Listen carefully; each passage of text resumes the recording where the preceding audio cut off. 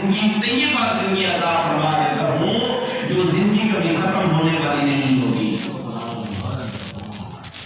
وہ زندگی ہمیں کامل ہے کہ آخرت کے اندر ملے گی. یہ تو زندگی فانی ہے، ایک نہ ایک دن ختم ہو جائے گی، لیکن اللہ تبارک و تعالی ہمیں آخرت کی زندگی عطا فرمائے گی. مومن مرد کو یا مومن عورت کو اس حال میں کہ ان کا ایمان کا ہونا بھی ضروری ہے، اور جس وقت یہ عمل کر لیں گے اللہ تبارک و تعالی نے ارشاد فرمایا میں اس کو ایسی زندگی عطا فرماؤں گا، پاک طیب زندگی عطا فرماؤں گا جو پاک اور صاف زندگی ہوگی، کبھی وہ ختم نہیں ہوگی.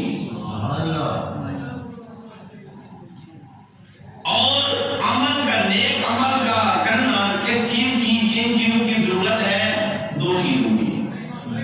کتنی چیزوں کی؟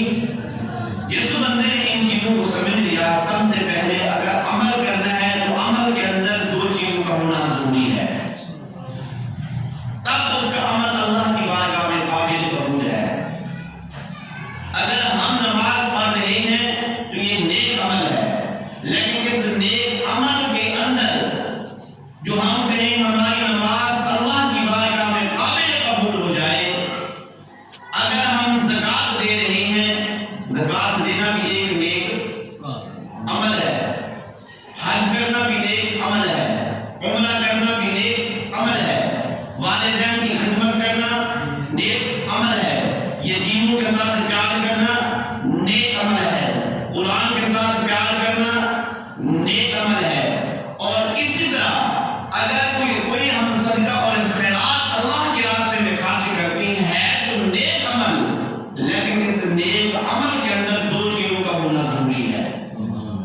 کتنی چیزوں کا؟ بولے بولے کتنی چیزوں کا؟ دو چیزوں کا ہونا ضروری ہے.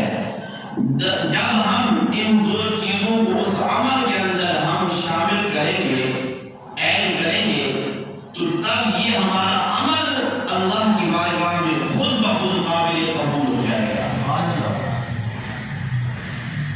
اب سمجھنا چاہیے کہ وہ دو چیزیں کیا ہیں.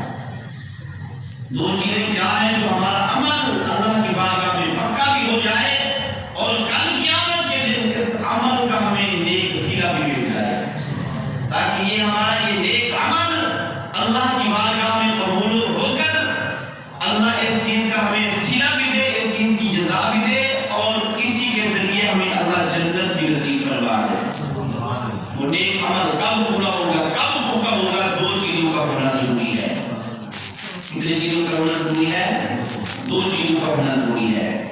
اب جو احباب دوست اس بات کو سمجھیں گے وہ انشاءاللہ تعالی اگر ہم نیک عمل کریں گے، نیک عمل کرنے سے پہلے ہم سوچیں گے کہ آیا کہ اس عمل کے اندر ہماری دو چیزیں اس میں ہیں کہ نہیں ہیں. نماز تو ہر بندہ پڑھتا ہے، صرف یہ نہیں کہ مولوی نماز پڑھتے ہیں یا قاری نماز پڑھتے ہیں یا پیر نماز پڑھتے ہیں یا جج صاحب یا بٹ صاحب نماز پڑھتے ہیں. ہر بندہ اپنی توفیق کے مطابق، اپنی صحت کے مطابق، جس کو اللہ توفیق دیتا ہے اپنے گھر آنے کی، تو وہ تھوڑا اپنا عمل کر رہا ہے. لیکن ہم کیوں نہ جانیں کہ اس عمل کرنے سے پہلے ہم ان دو چیزوں کو شامل کر لیں اس عمل کے اندر، تاکہ ہمارا ایمان مضبوط بھی ہو جائے اور ہمارے دلوں کے اندر ایک زیور بھی پیدا ہو جائے، تاکہ ہمیں اس عمل کی خوشی بھی مل جائے، تاکہ ہم مرنے کے بعد یہ ہمارا عمل ضرور مضرور اللہ پاک ہمیں اس چیز کا ضرور جزا اور صلہ دے گا. نمبر ایک، سب سے پہلے اگر ہم نے نماز پڑھنی ہے، توجہ میری طرف، ہم نے نماز پڑھنی ہے، قرآن کی جو میں نے آپ کو چیزیں بتائی ہیں، اس عمل